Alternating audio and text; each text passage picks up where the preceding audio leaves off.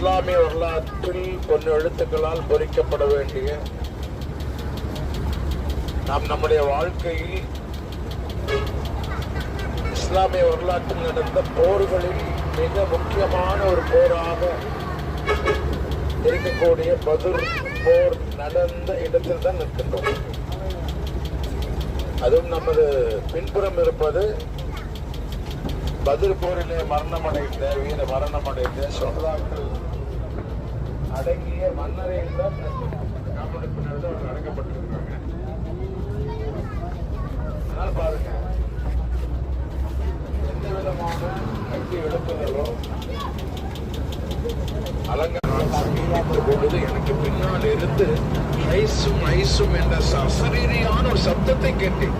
ஹைசும் என்ற அசரீரியான சப்தத்தை கேட்டேன். அந்த சப்தம் கேட்ட மாத்திரத்தில் நான் அவனை தாக்கவே இல்லை. அப்பொழுது அந்த எதிரி என்ன விட்டுண்டு விழுந்தான்.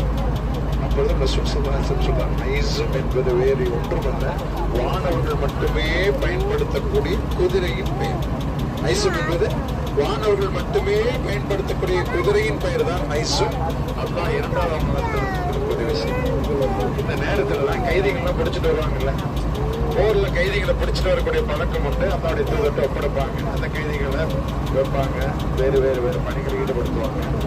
ஒரு சஹாபி என்ன அல்லாவுடைய தூதருடைய சிறிய தந்தையாக இருக்கக்கூடிய அப்பாஸ் ரலியல்லாஹு அன்ஹு, அப்பா வந்து அவர் இஸ்லாத்தை ஏற்றுக்கலாம். அல்லாவுடைய தூதருடைய சிறிய தந்தை அப்பாஸ் அவர்கள் என்ன ரலியல்லாஹு அப்ப இஸ்லாத்தை ஏற்கல, எதிரி படையில் இருந்தாரு. கைதியாக ஒரு சஹாபி பிடிச்சிட்டு வந்து அல்லாவுடைய தூதரை அப்பாஸ் அவர்களை நான் கைதியாக பிடித்துக் கொண்டு வந்து விட்டேன்னு சொன்னார்.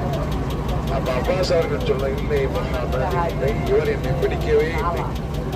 சகாபிஷங்களை நான் தான் பிடிச்சேன், யார சொல்றேன்னா.